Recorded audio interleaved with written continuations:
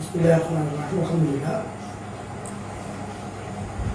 AL கணக்கெடுப்பு பாடம் 2020ஆம் ஆண்டு பெற்ற மாணவர்களுக்கான வழி பாகம் 2 சந்திப்பதில் மகிழ்ச்சி அடைகின்றேன். முதலில் சில வெளி மாகாண மாணவர்கள் தனது அறிமுகத்தை விரிவாக செய்கின்ற காரணத்தால் அதை செய்யலாம் அடைகின்றேன். கிழக்கு மாகாண கல்வி திணைக்களத்திற்கு மட்டக்களவு மத்தி கல்வி வலயத்தில் ஏறாவூர் அலிகார் தேசிய பாடசாலையின் பழைய மாணவராகினார். அதே ஏறாவூர் அலிகார் தேசிய பாடசாலையில் ஏழுக்கு கணக்கெட்டு பாடத்தையும் ஓய்வு மாணவர்களுக்கு வணிக கல்வி கணக்கெட்டு கற்பிக்கின்றேன். ஒரு விஷயத்தை மாணவர்கள் கேட்டிருந்தார்கள், இந்த ஏறாவூர் ஐஎம்பியில் விளக்கம் என்ன சொல்லி. அதை நானே சொல்ல வேண்டிய நான் சொல்லி பரவாயில்ல. இருந்தாலும் நான் டியூஷன் படிப்பிக்கிற காலத்தில் மாணவர்கள் என்ன ஐஎம்பின்னு பேரை வச்சிருந்தாங்க. ஐஎம்பி டைம்ல விளக்க முடியும் கேட்டால், எனது முழு பெயர் இஸ்மாயில் முகமது பஷீர். அந்த இஸ்மாயில் முகமது பஷீர் தான் ஐஎம்பியா மாறனிக்கு பிறகு வந்த ஒரு வெளி மாணவர்களால் அல்லது வெளி மாவட்ட மாணவர்களால் வெளியூர் மாணவர்களால் கேள்வி வந்துக்கு இந்த ஐஎம்பி எங்க இருக்கான்னு சொல்லி அதுதான் ஏறாவது ஐஎம்பியா மாற்றப்பட்டது. ஆகவே அன்பி மாணவர்களே, எனது அனுபவம் அவ்வளவுதான். நாங்க என்ன செய்யலாம் அப்படின்னு சொன்னாங்க, நான் போன பாடத்துல கம்பெனி கணக்கின்ற முக்கியத்துவத்தை மாணவர்களுக்கு தெளிவுபடுத்தி அந்த கம்பெனி கணக்கின்ற ஆரம்ப பணிநிலையாக பங்கு வளங்கள் சம்பந்தமாக தெளிவுபடுத்தியிருந்தேன். அதே நேரத்தில் அந்த பங்கு வளங்களோட சம்பந்தப்பட்ட விடயம் அல்லது கம்பெனி கணக்கின்ற ஒரு பிறரான விடயம் அல்லது அந்த கம்பெனி கணக்கின்ற கணக்கு செய்யக்குள்ள மாணவர்கள் எப்படியுமே என்ன செய்யணும் என்று சொன்னா, இந்த இப்ப நான் எடுத்திருக்கின்ற அந்த தலைப்பு உரிமை மாற்றல் கூற்று. உரிமை மாற்றல் கூற்று என்கின்ற போது ஒரு கம்பெனியின் உரிமைத்துவத்தின் நிதியாண்டின் இறுதியில எவ்வாறு இருக்கின்றது என்கிற தெளிவுபடுத்துகிற கூற்று தான் உரிமை மாற்ற கூற்று. அந்த உரிமை மாற்ற கூற்றுல தாக்கம் செலுத்துகின்ற காரணிகளை நான் 4 காரணிகள் தான் ஒரு கம்பெனியை பொறுத்த மட்டும் 4 காரணிகள் தான் உரிமை மாற்ற கூற்றுல தாக்கம் செலுத்துவாரு. அதுல முதலாவது காரணி கூறப்பட்ட சாதாரண பங்கு மூலதனம். இரண்டாவது காரணியாக எடுக்கப்பட்டிருக்கிறது மீள் மதிப்பீட்டு ஒதுக்கம். மூன்றாவது நிறுத்தி வைத்த வருவாய். 4வது பொது ஒதுக்கம். இந்த விளக்கங்களை பார்த்தோம்னா, கூறப்பட்ட சாதாரண பங்கு மூலதனம் என்றால் என்னன்னு கேட்டா, கம்பெனியின் பங்குதாரர்களால அல்லது பங்குகளை வழங்கி செலுத்தப்படுகின்ற திரட்டப்படுகின்ற மூலதனத்தின் மொத்தத்தை சொல்ல கூறப்பட்ட சாதாரண பங்கு மூலதனம் சொல்லி இதுக்குள்ள தாக்கம் செலுத்துகின்ற விடயத்தை தான் நாங்க சென்ற பாடத்தில் படித்தோம். அதுல பொது வளங்கள் ஒதுக்கத்தை மூலதனமாக்கல் உரிமை வளங்கள் படித்தோம். அந்த மீதிகளை கொண்டு வந்து போடுறதுதான் என்னன்னு சொன்னா இந்த கம்பெனியின் கூறப்பட்ட சாதாரண பங்கு மூலதனத்துல தாக்கம் செலுத்துகின்ற விடயம். இந்த நான் அடிச்சு வச்சிருக்கின்ற மாதிரியை பார்த்தீங்கன்னா தெரியும்.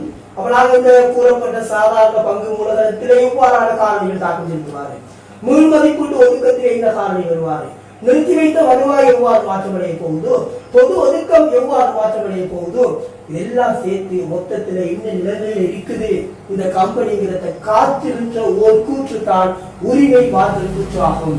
பார்த்தோம் சொன்னா உரிமை மாற்ற கூற்றுக்குள்ள வருகின்ற விடயங்கள் என்ன, கேள்வி எப்படித்தான் கஷ்டமா வந்தாலும் இந்த விடயங்களை தவிர வெளியாக போக இயலாது என்று சொல்லக்கூடிய அளவுக்கு மாணவர்கள் தன்னை தயார்படுத்திக் கொள்ள வேண்டும். ஆகவே அன்பி மாணவர்களே, இந்த இதுக்குள்ள பார்த்தோம்னா உரிமை மாற்ற கூற்றுக்குள்ள தாக்கம் செலுத்துகின்ற காரணிகளை நான் ஓடரா எழுதியிருக்கேன். இதை பார்த்தீங்கன்னா தெரியும் உங்களுக்கு. விவரம் கீழே பாருங்க. ஆரம்ப வீதி, பங்கு வளங்கள், இது பொது வளங்கள் சொல்லப்படும். உரிமை வளங்கள், ஒதுக்கங்களை மூலதனமாக்கல், இது உலகை கடந்த பாடத்தில் தெளிவாக விளங்கப்படுத்திட்டேன். அடுத்தது மொத்த முற்றும் அடங்கிய வருமானம். மொத்த முற்றும் அடங்கிய வருமானம். பொது ஒதுக்கத்தை மூலதனமாக்கல். நான் பொது ஒதுக்கம் எடுத்திருக்கேன். அது ஒதுக்கங்களை மூலதனமாக்கல். ஒதுக்கத்துக்கு மூலதனமாக்கல் வராது, பிள்ளையாடு. பொது ஒதுக்கத்துக்கு மாற்றுதல் எவ்வாறு வரும்? பொது ஒதுக்கத்துக்கு மாற்றுதல், மாற்றல். பொது ஒதுக்கத்துக்கு மாற்றல், பங்கு லாபம் செலுத்தியது இறுதி மீதி.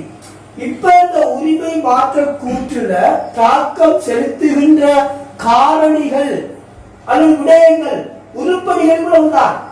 இந்த விடயங்கள் எதுக்குள்ள மாற்றத்தை ஏற்படுத்த போறாங்க என்று பார்த்தோம்னா, இந்த கூறப்பட்ட சாதாரண பங்கு மூலம், மீள் மதிப்பு ஒதுக்கம், நிறுத்தி வைத்த வருவாய், பொது ஒதுக்கம், மொத்தம் இவ்வளவுதான் இந்த உரிமை மாற்ற கூற்று. இப்ப நான் என்ன செய்யணும், உங்களுக்கு இந்த உரிமை மாற்ற கூற்றில் இருக்கின்ற விடயத்தை வைத்து ஒரு கணக்கு செய்ய போறேன். இந்த கணக்கை நீங்க பார்த்தீங்கன்னாலே போதும், எந்த கணக்கையும் செய்யலாம், இந்த நம்பிக்கை எனக்கு இருக்கு. ஆகவே ஒரு கணக்கை நான் செய்து காட்டுறேன். உதாரணத்துக்கு சும்மா லேசாடுகள் ரூபாய் 1000 போட்டிருக்கேன். நான் போடுற ஒவ்வொரு தொகைக்கு பின்னாலேயும் 3 சைபர் இருக்கு. இதுதான் இந்த ரூபாய் 1000 பல அளவு டென்னைகள் சொல்லப்பட்டபடி இது நாங்கள் கிறிஸ்டியன் படிச்சிருக்கிறோம். ஆகவே கூறப்பட்ட சாதாரண பங்குகளுக்கான தேச விளங்குறதுக்காக வேண்டி இலகுவான தொகை எடுக்க 300, மீள் மதிப்பு ஒதுக்கம் 100, இவர் 200, இவர் 50 எடுத்தோம்னா இதை கூற்றம் 300, 400, 600, 650 ரூபாய் இந்த நிறுவனத்தின் ஆரம்ப மீதின்ற மொத்த பெறுமதி. அப்ப இந்த நிறுவனத்தின் ஆரம்ப உரிமையாண்மை எவ்வளவு என்று பார்த்தோம்னா அது 650 ரூபாய் என்கின்ற விடயங்களுக்கு இது எங்க இருக்கும்? கம்பெனி கணக்குல பரீட்சை மீதிக்குள்ள இருக்கும், அல்லது வெளியால் எங்கே தெளிவுபடுத்திருப்பாரு. ஏதோ ஒரு அடிப்படையில ஆரம்ப மீதி என்ன செய்யப்படும், எங்களுக்கு தெளிவுபடுத்தப்படும். ஆகவே இதுல தருவாரு பங்கு வளங்கள் தான் எப்படி உங்களுக்கு தெரியும். சீராக்கத்துக்குள்ள 1000 பங்குகளை இந்த விலையில வழங்குங்க. நான் உதாரணத்துக்கு எடுக்க 10,000 பங்குகளை 10 ரூபாய் படி வழங்க போறாங்க. ஒரு பொது வழங்கல் செய்ய போறாங்க. திரும்ப 2 கட்டமா அது பிரச்சனை கிடையாது. 10 ரூபாய் படி 10,000 பங்கு பெருக்கணும்டா 3 ஸ்பீச்சுகளை எப்படி நாங்க 10,000 பங்க 10 ரூபாய் அப்படின்னா டிஜிட்டலி எப்படி மாத்துறது, இந்த 3 ரூபாய் 1000க்கு எப்படி மாத்துறதா டிஜிட்டல் சொல்ல வர அவசரம் எனக்கு. இதுல எப்படி மாத்துறேன்னு பார்த்தா, எதிர்ந்தாலும் அவனுக்கு 1000 இல்லாம 10,000 இருக்கிற 3 சைவர் தனிப்பா 10 தர 100 10 100 இல்ல ஏமா எப்படி 10,000 தர 10 மத்த தட்டியும் 100 மத்த தட்டி விடுங்க 100 ரூபாய்க்கு என்ன செய்து போடுறேன். இந்த 100 ரூபாய் கிஸ்டியை சொல்ல இயலாத நேர பிரச்சனையாலும் ஆக என்ன செய்ய போறோம், 100 ரூபாய் இப்படி வந்த பங்கு வழங்கல் இருந்து கூறப்பட்ட சாதாரண பங்கு வழங்கல் போயிருப்பாரு. அதுல இறுதி மீதி 100 வந்திருக்காரு இந்த சீராக்கத்துக்குள்ள போட்டாச்சு. உரிமை வழங்கல் பழைய பங்குகளை வழங்குற காசு கணக்கு வரவு கூறப்பட்ட சாதாரண பங்கு வழங்கல் சில எடுப்பதால அதே பதிவை கொண்டு எடுத்த போடுங்க. ஒரு 50 ரூபாய்க்கு எடுக்க 5000 பங்கு வழங்குறாரு. 5 தர 10 50, இனி 50 ரூபாய். ஒதுக்கத்தை மூலதனமாக்கல் என்ற விழாவில் காசு விபாதி வெளிப்பாடு கிடையாது, 2 பேர். அது சொல்லப்படுற ஒதுக்கமும் உரிமையாண்மைதான், கூறப்பட்ட சாதாரண பங்கு மூலதன உரிமையாண்மைங்கிறதால இந்த விளைவு பூச்சியம். என்ன பூச்சியம்? உரிமையின் பெருமதிக்குள்ள மாற்றம் இல்லை. என்ன மாற்றம்? இன்டர்னல் மாற்றம் நடக்குது, உள்ளக மாற்றம் நடக்குது. எப்படின்னா அது பொது ஒதுக்கமோ நிறுத்தி வைத்த வருவாயோ மீள் மதிப்பு ஒதுக்கமோ எதிலே வரலாம். எதிர்த்தான ஒரு ஒதுக்கத்தை என்ன செய்யறாரு, குறைச்சி போட்டு கூறப்பட்ட சாதாரண பங்கு மூலதனத்திற்குள்ள கொண்டு வரார். இதுதான் மாணவர்களே ஒதுக்கங்களை மூலதனமாக்கல். எங்களுக்கு ஒதுக்கங்களை மூலதனமாக்கல் வந்தாலே கண்ணுக்கு முன்னுக்கு என்னென்ன ஒதுக்கம் இருக்கு, அந்த ஒதுக்கத்தை எப்படி பதிவு நடக்கும், இந்த விடயங்கள் தெரியும். அது வரது வழங்கலுக்கு முன்னாடி இதொரு படிப்பித்தல் என்கிறத விட உங்களுக்கு இப்ப இருக்கிற சூழ்நிலையில ஒரு ஞாபகம் ஊட்டல், ஒரு ரிவிஷன் மாதிரி நினைச்சுக்கோங்க. இதை தொடர்ச்சியா பாத்தீங்கன்னா இன்ஷா அல்லாஹ் பிரயோசனம் அடைவீங்க. ஒதுக்கத்தை மூலதனமாக்கலுங்கிறதுக்கு வாரன் இதை தூக்கி பார்த்தோம் என்று சொன்னா ஒதுக்கத்தை மூலதனமாக்கல். உதாரணத்துக்கு நான் பொது ஒதுக்கத்தை மாற்ற போறேன் 20 ரூபாய். இந்த 20 ரூபாயை மாத்திரம் என்ன செய்யறா, பொது ஒதுக்கத்தில இருந்து 20 கழிச்சு போட்டு கூறப்பட்ட சாதாரண பங்கு மூலதனத்தை 20 கூற்றம், இந்த பூச்சியம் வரும். இதெல்லாம் நேரடியா 50 100 வருவாரு. எல்லாம் மாற்றம் இல்லை. போட்டாச்சு. இப்ப பாத்தீங்கன்னா உரிமை மாற்ற கூட்டுல உங்களுக்கு இதுக்கு ஒரு 3 புள்ளியோ 4 புள்ளியோ பங்கு செய்யப்படும் என்றால் 2 வந்துருக்கும். லேசா புள்ளி இருக்கிற ஏரியா. அடுத்தது எழுதி வச்சிருக்கான், மொத்த முற்றுமடங்கிய வருமானம். மொத்த முற்றுமடங்கிய வருமானம் என்றால் என்ன? மொத்த முற்றுமடங்கிய வருமானம் என்றால் வருமான கூற்றுக்குள்ள ஆண்டுக்கான லாபம், அதுக்கு தலை போடுவோம் ஏனைய முற்றுமடங்கிய வருமானம் என்று. அந்த ஏனைய முற்றுமடங்கிய வருமானத்தையும் ஆண்டுக்கான லாபத்தையும் சேர்க்கவாறுதான் மொத்த முற்றுமடங்கிய வருமானம். இது விளங்குகிறது. இவர்தான் அவர் மொத்த முற்றுமடங்கிய வருமானம் என்றார். அதுக்குள்ள தாக்கம் செலுத்துகின்றார்கள். நிறுத்தி வைத்த வருவாயோட ஆண்டுக்கான லாபம் கூட்டப்படும், முதல் மதிப்பு ஒதுக்கம். அடுத்த கணக்கீட்டு பாகம் 3வதுல நான் LKS 16க்கு கீழவான கம்பெனி கணக்கோட சம்பந்தப்படுகின்ற ஆவண பொறி மற்றும் உபகரண அசைவு கூற்றத்தான் செய்யறதுக்கு பேசியிருக்கேன்.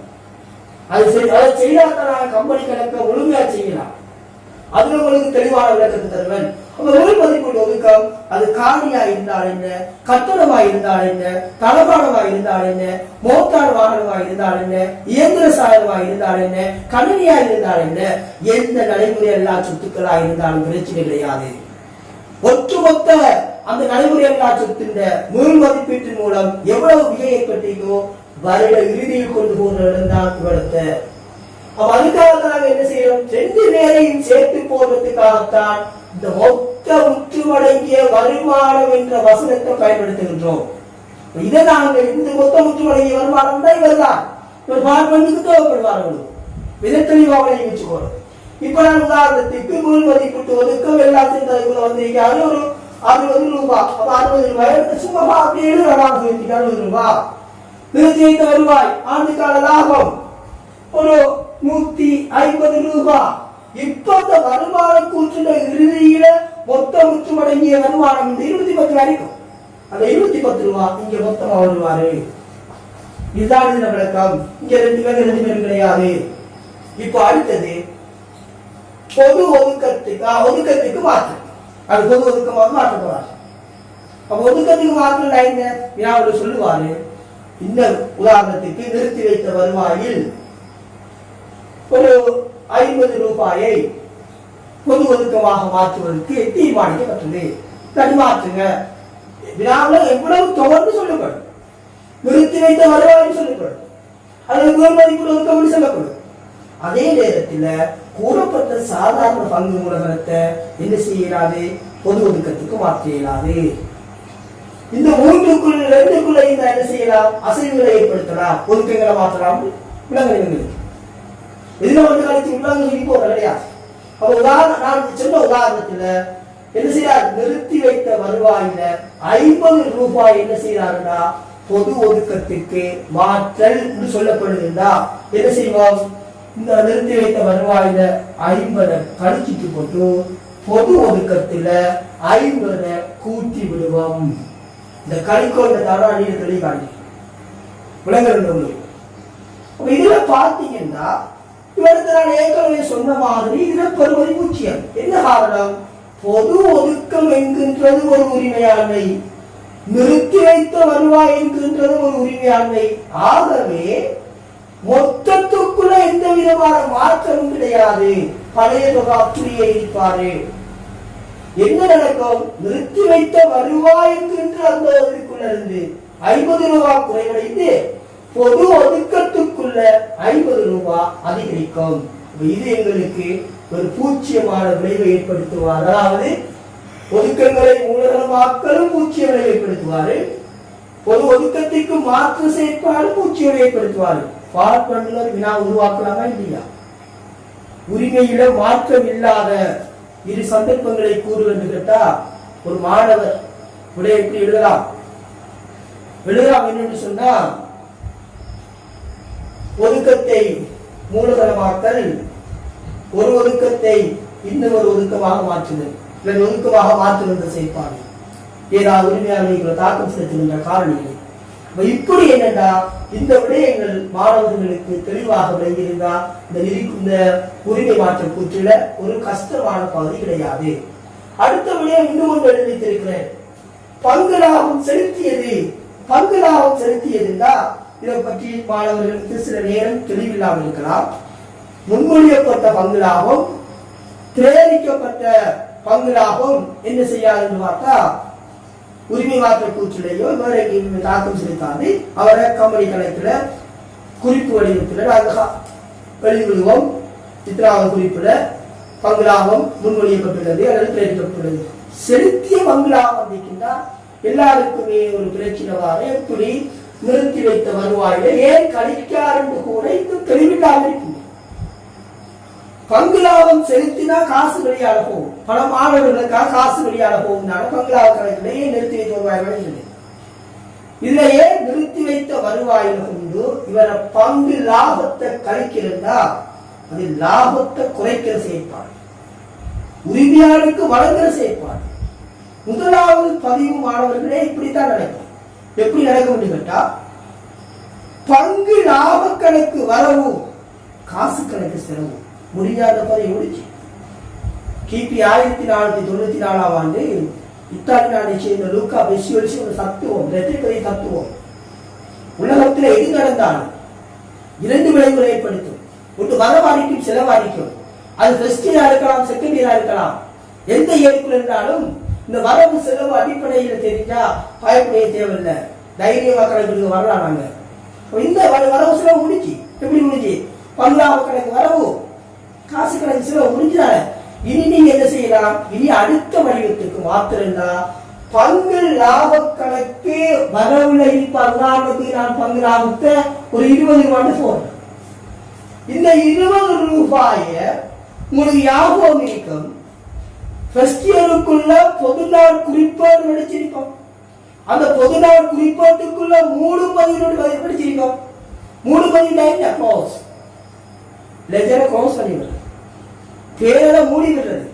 அங்க மீதி இருக்காது, மீதியை காணையிலாது. நம்மளோட பாடியில் ஆடுற கதை முடிச்சு ஆடுற கதையை முடிக்கிற செயற்பாடுகள் என்னன்னு பார்த்தா 3 பதிவு. அந்த 3 பதிவு எப்படி செய்வாங்க, பங்கு லாப கணக்கு க்ளோஸ் பண்ணுவாரு.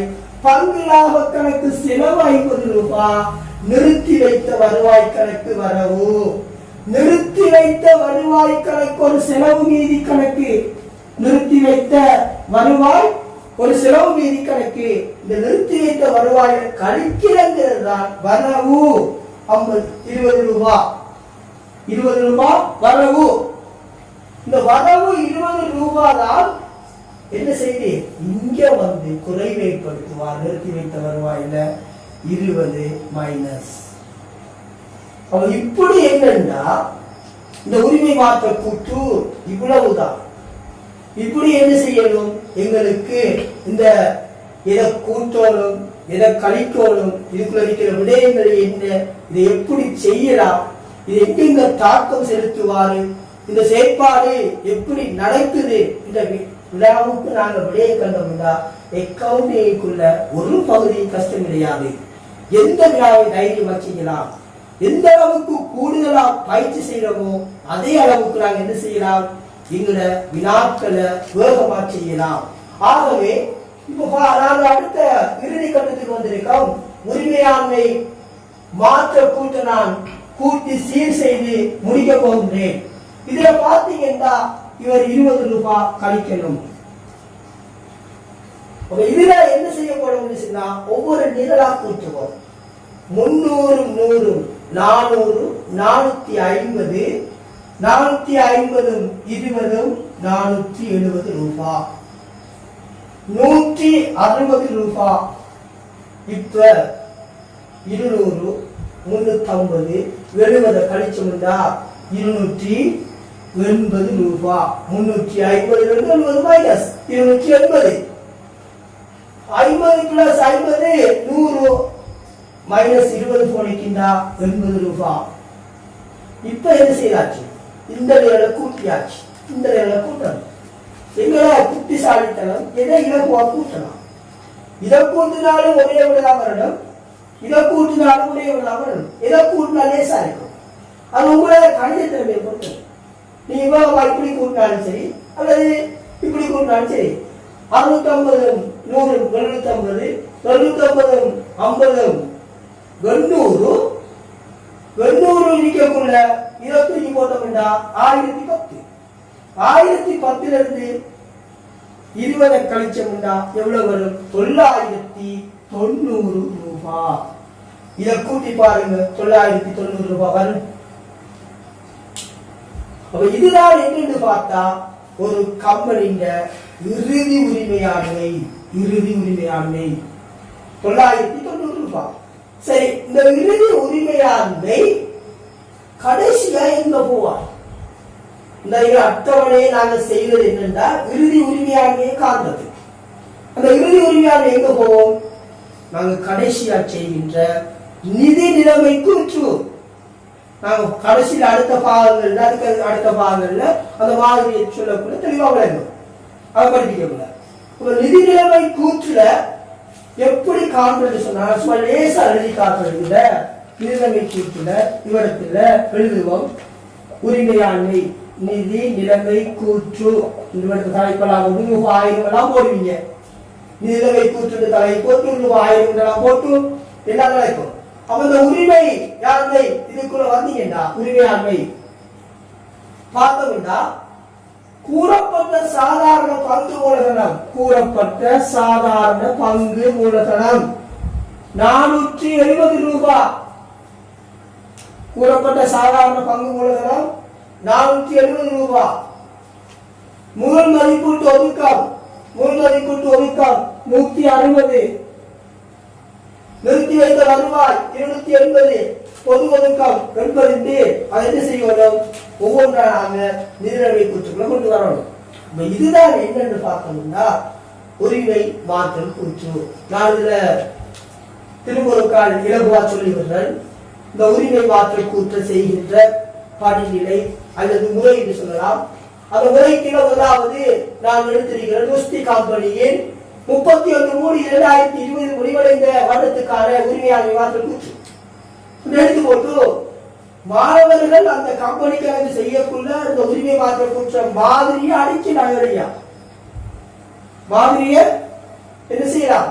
இலகுவா நாங்க செய்யக்குள்ள அடிச்சு விடலாம். அப்ப இதுல பாத்தீங்கன்னு சொன்னா இதுல நாங்கள் அடிச்சிருக்கிற இந்த எழுதியிருக்கிற ஆரம்ப மீதி பங்கு வளங்கள் உரிமை வளங்கள் மூலதனமாக்கல் மொத்த முற்றுமடங்கிய வருமானம் பொது ஒதுக்கத்தை மாற்றல் பங்களாமல் செலுத்தியது இறுதி மீதி. இதுல கூட்டணம் சொன்னா கூறப்பட்ட சாதாரண பங்கு மூலதனத்துல 400 470 160 இவரு 200 150 350 350 இருந்து 350 70 கோடிக்குன்னா 280 ரூபாய் 50 50 100 100ல இருந்து 20 கோடிக்கு எவ்வளவு 80 ரூபாய் வரும். அப்ப இது இவ்வளவை கூட்டி வாரத இதுக்கு என்ன செய்யும்? சமனாக சரியான இவ்வளவுதான் என்னன்னு பார்த்தா உரிமை மாற்றல் கூற்று.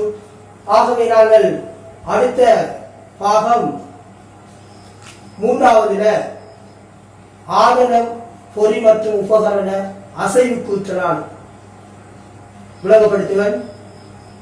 இந்த காமர்ஸ் மீடியா கூடாக இந்த வீடியோவை வழங்குறதுக்கு ஒத்துழைக்கின்ற காமர்ஸ் மீடியா கிளாவுக்கும் விசேடமாக எனது பழைய மாணவன் ஆசிக் லாரி அவர்களுக்கும் நன்றியை தெரிவித்து உங்களிடமிருந்து விடைபெறுகின்றேன்.